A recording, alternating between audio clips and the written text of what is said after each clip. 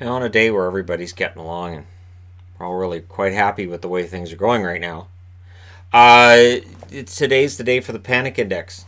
Yay, every 2 weeks, Panic Index. Here we go. And again, I don't plan this. I didn't even plan which jersey I was going to wear. I just reached into one of my hat drawers, pulled out Philly, and I went, all right, I can wear Philly, because sure, why not? So again, it's happiness, panic, the panic line, above and below, measuring levels of panic. And if your team's on this side of the board, you're either waiting till the playoffs, wake us up when the playoffs get here, yeah, things are going well, or yeah, things are going bad, but we're fine. Everything's chill. We're the dude. Everything's great. The dude abides. That's like your opinion, man, that whole thing. Down in this corner, because yeah, we're bad. We don't really care. We're just the draft, we're rebuilding, we know what we are. That kind of thing. So let's go ahead and get things started. Anaheim. Anaheim's kind of tough to figure, but I have to think I'm going to put them a little bit on the panic side because of their overall record and because their scoring is an issue. And not only that, but now goaltending's kind of become an issue because Gibson's not playing fantastic over the last few weeks, and Miller's also had his poor numbers the last couple of starts. So Anaheim, I'll go ahead and throw in that part of the board. Arizona. Well, Arizona fans have to be pretty darn happy overall because the Coyotes, who were expected to be out of the playoffs by most, myself included, are not. In fact, they're pretty darn good right now. So for Arizona, pretty happy, right up near that happy face.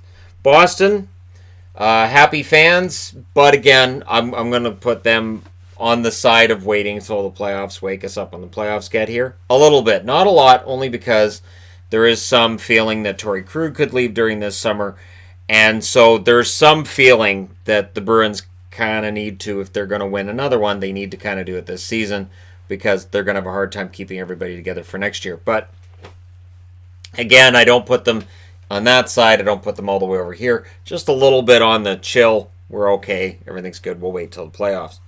Buffalo. Buffalo, I'm going to go ahead and throw them closer on the panic side to the Rick and Morty panic than others, because honestly, there is good reason to be panicked right now. The numbers have been bad, and now Dahlin's out indefinitely. Sobotka being out indefinitely, there are very few that are going to argue that makes a huge difference to Buffalo's fortunes. But yeah, losing Dahlin is huge, and for Buffalo in general, this is not the way this season was supposed to go. Calgary, well, I'll go ahead and throw you guys right down there so that you are exactly what Morty's looking at. And that's as low as you can get. The Flames, if it wasn't for what's hanging over Bill Peters, which may very well be decided before the end of today, I wouldn't have Calgary quite this low. But Calgary hasn't been playing well either. Calgary's record is not very good, and their goal differential's been getting worse. They're not playing with any confidence. Their best players haven't been their best players.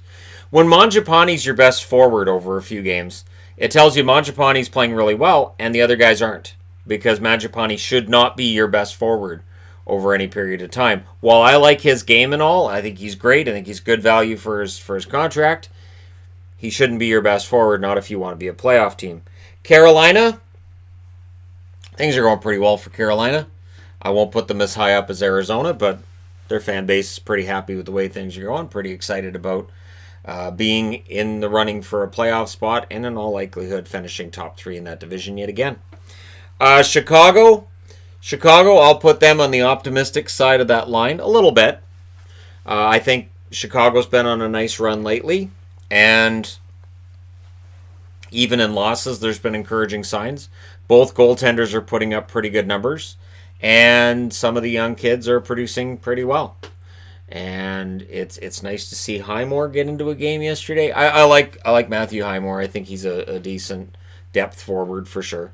And with Strome being pulled out of the lineup last night, he got a shot. I think he only played like 8 minutes, but hey, he got a shot. And so things for Chicago, I'll leave him a little bit on the positive side there.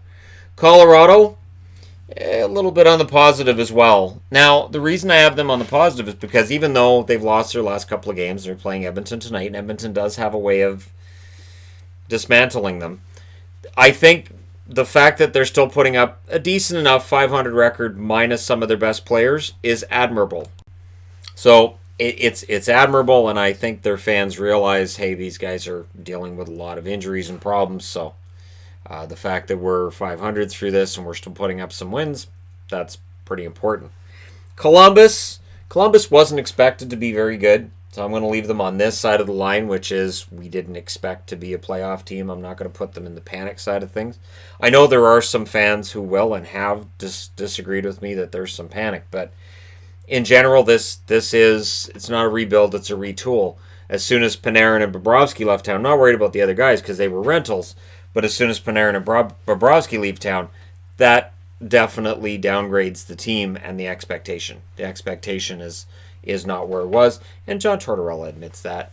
John Tortorella straight up says, yeah, no, this is what it is. You have to change things. He's changed his expectation, and I don't blame him for that. Dallas fans have to be pretty happy about where things are at. I'll go ahead and throw them up next to Carolina, put them at that same level of happiness / optimism. And for Dallas, even though they did lose that game last night, they played well. They just couldn't solve Crawford, who could last night. Well, McDavid could have, but McDavid could solve anything. The Dallas Stars, really, it's been a nice run for them. They are not too far off of the lead in that division. And St. Louis recently has looked like maybe they're vulnerable. Now, maybe that's because of the games against Nashville. Maybe they're not as vulnerable as they may look. Maybe it's Nashville, not them. But in general, things are going pretty well for the Dallas Stars. Detroit, it's been bad for Detroit. It was expected to be bad for Detroit. They're kind of in the ultimate just we'll look at things next year kind of category. Like, yeah, this season sucks, but we kind of expected it. Is it worse than we expected? Probably, but whatever. That's how it goes. So yeah, Detroit is right about where we expected them. Edmonton, Oiler fans, I honestly think right now, over the moon. They have a bad game. They bounce back. They play a couple of really good ones. This is how things have worked out for Edmonton this year. It's been a pretty amazing run. And Zach Kassian is one of the stars of the year for Edmonton. He looks like a guy who's comfortable playing on the wing with Draisaitl and McDavid. You don't have to keep up with them. You don't have to score the same amount of points. Just don't be a drag on that line like some guys have been. And you're in pretty good shape. So the Oilers look pretty darn good. Florida, they've lost a couple. Overall, I'll say Florida fans, I'll put them a little bit above Colorado and Chicago. Florida fans will still get very angry with me if I drop them down to the power rankings. And in general, they feel that this has been a great season for Florida, and everything's going really, really well. So who am I to argue with the optimism in the fan base? And yeah, it's been a pretty good season for them overall. Los Angeles, it really depends. I will say this: it's been there's been some ups, there's been some downs. Some fans may very well be of the panic side of things, and some may be like, you know what, we realized we weren't going to be very good. So I'll throw them right down the line, because I know there's some fans who feel one way, some fans who feel the other. And their recent record hasn't been horrible, so I'm not going to leave them at the bottom either. Because at the bottom, that's where things are kind of, Flames and Red Wings. Red Wings, they're chill. Flames, they're what the hell's happening. So yeah, for the Kings, I'll throw them there. I'm happy with them being where they're at. Minnesota, there wasn't much expected of Minnesota. They've been getting better lately. So I'll put Minnesota right over here next to Columbus. And you can argue over which team was supposed to be better than which. They came into the league together. They're both kind of in around the same position. And so for Minnesota, we'll see if when the schedule gets better for them, if their record gets better. But overall, there are some nagging concerns I have with Minnesota. That being said, they weren't expected to be a playoff team this year anyways.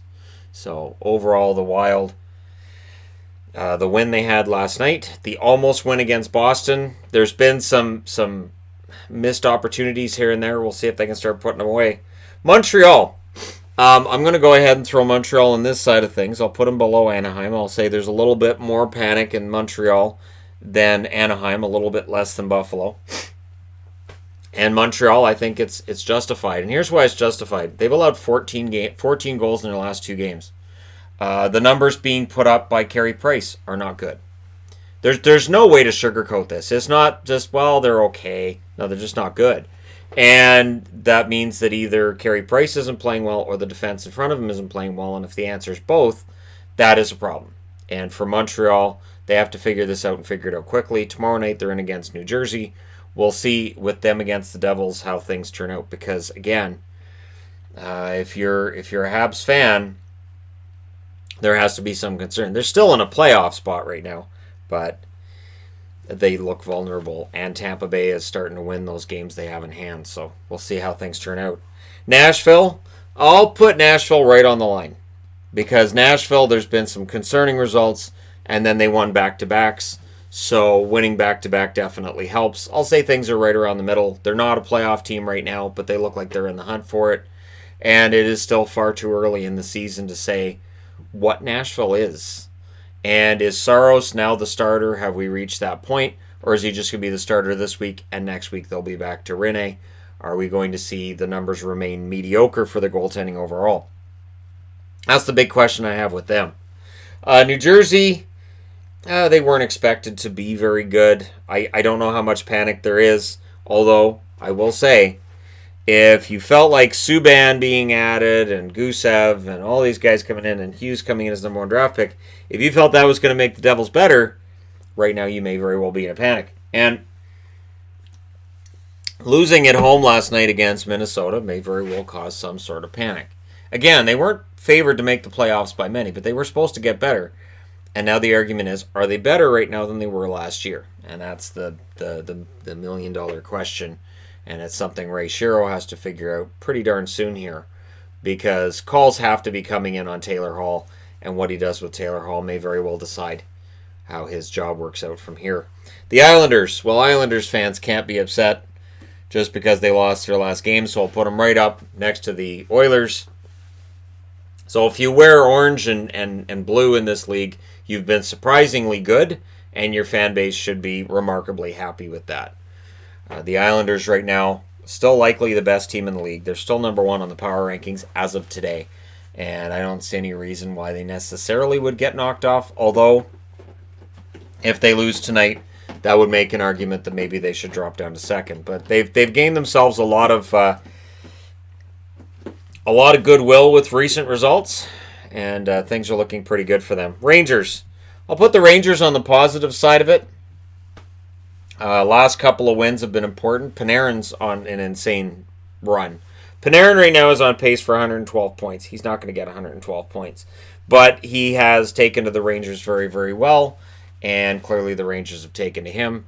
We'll see where things end up with the Rangers at the end of this season. Again, this is one of those teams on the outside looking in when we look at the playoff picture. But it shows just how much parity there is in the league. How much of that is real. How much of it is artificial. That's for a whole discussion for another time. But for right now, things in New York fandom have to feel pretty good. Not fantastic, but pretty good. Ottawa. Ottawa's been doing very, very well lately. So I'm going to go ahead and throw them on this side of the board. Now, there may very well be one excuse for putting them down here. Not because of the results, but because of what other people have been saying, which is, wait a minute. You're in a rebuild. You want Lafreniere or Byfield. Why are you winning so many games? Why are you making it so that the odds of you drafting one of those guys drops tremendously? And there's an argument to be made for that. Now, I'm going to say that as somebody who's watched Ottawa for many years and I've cheered for them, I'm very happy with how the team's doing.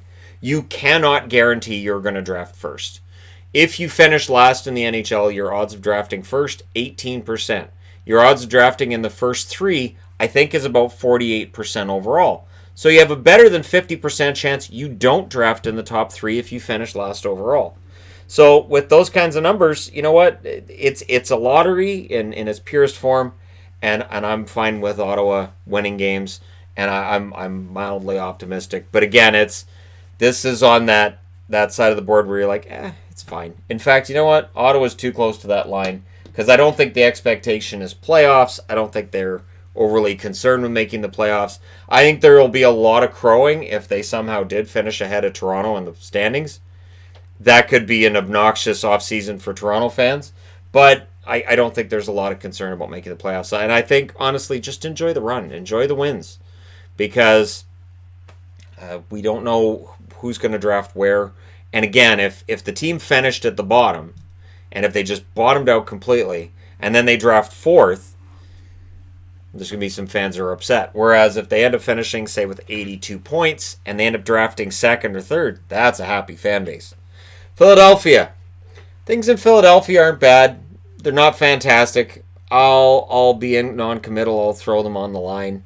They won that game against Vancouver. They look good in that one. They've had some frustrating results. They've had some good results. It's been a middle of the road kind of thing. Whereas for Pittsburgh, the Pennsylvania brethren of theirs, I'll put Pittsburgh a little bit above them. Pittsburgh's had some good results lately. Pittsburgh fans have every reason to feel pretty good about things for when Crosby gets back, that they could potentially go on a run.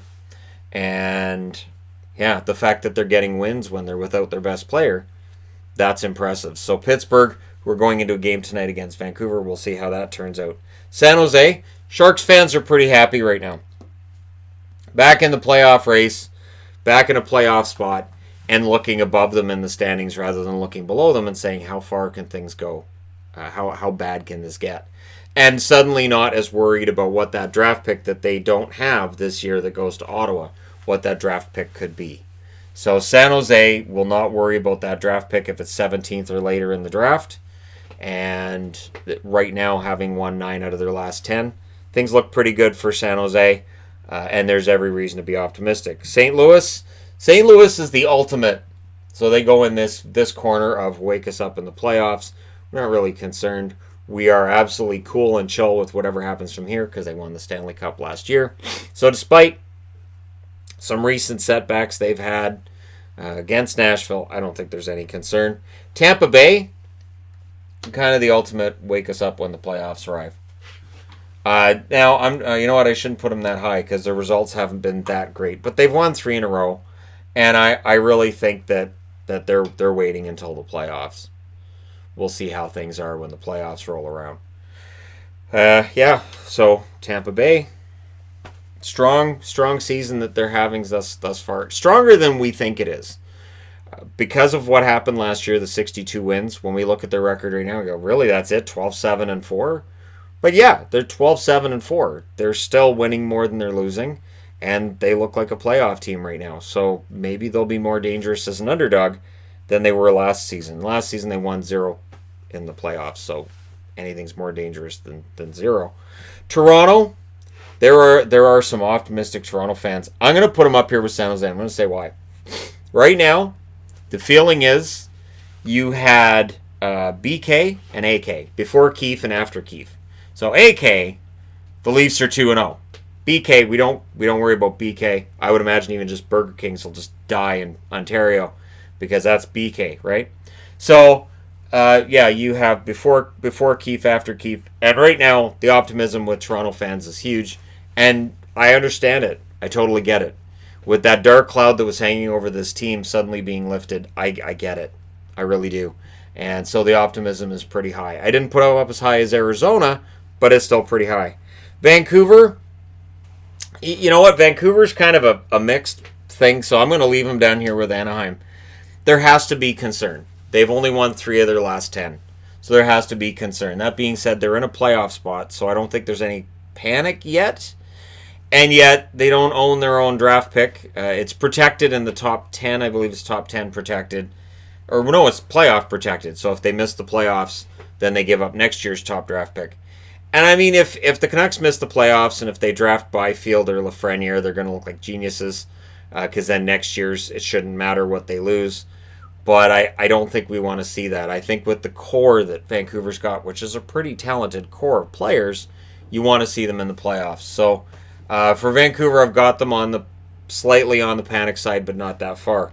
Vegas, on the other hand, I'm going to put down with Buffalo and New Jersey. There is a lot of concern with Vegas, and honestly, there should be. Vegas is getting scoring. They're not necessarily getting the defense they want.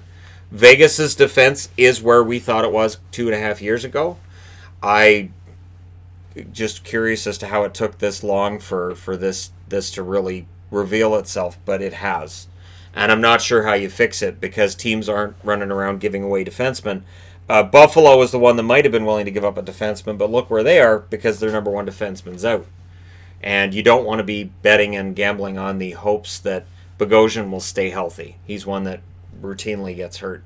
So Buffalo is not in a position right now to give up a defenseman, and that seems to be what Vegas needs. And I think it's a top 4 defenseman that they need. Washington. Washington's kind of in this... You know what? No. I'll put them on this side.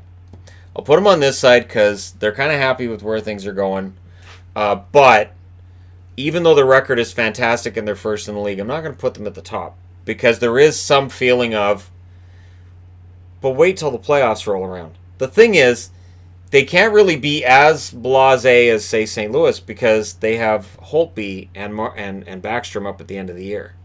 So there is some sense of we need to win another one this year. We need to make it 2 out of 3 because who knows who's going to be on the roster next year. So Washington's kind of hard to peg on this board right now. I'll put them on the happy side of things, not jubilant because we've seen these starts before.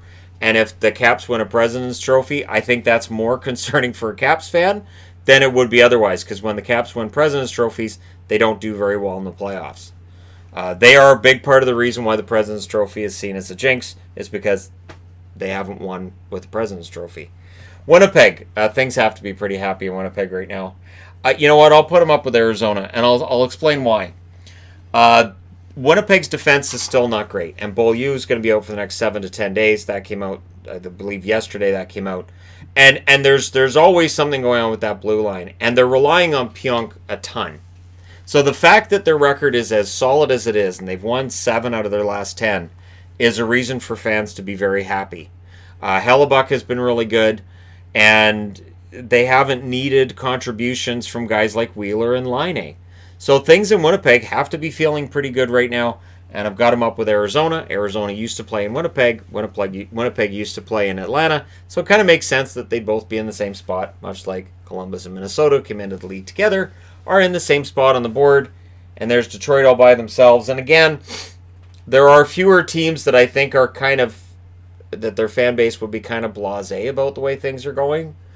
And again, with Boston, you can make the argument Boston belongs on this side for similar reasons that I just argued with Washington. But let me know what you guys think in the comment section below as always. Don't forget to hit like and subscribe if you're browsing your way through. You just happened upon this video. This is the Panik Index for November 27th, 2019. Thank you guys so much for watching, for all your support. It means a lot. I will talk to you again soon.